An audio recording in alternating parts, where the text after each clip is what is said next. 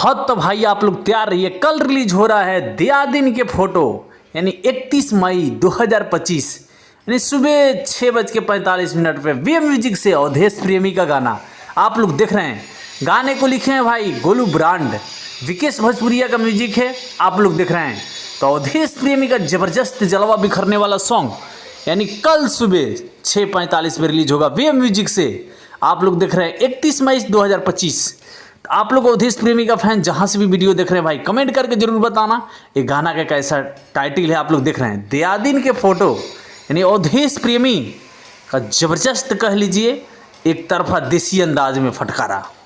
तो अवधेश प्रेमी का फैन आप लोग तैयार रहिए। बाकी हमारे चैनल पे जहां से भी जुड़े हो भाई, अजीत यादव भोजपुरी यानी चैनल पे जहां से भी जुड़े हो भाई कमेंट करके जरूर बताना।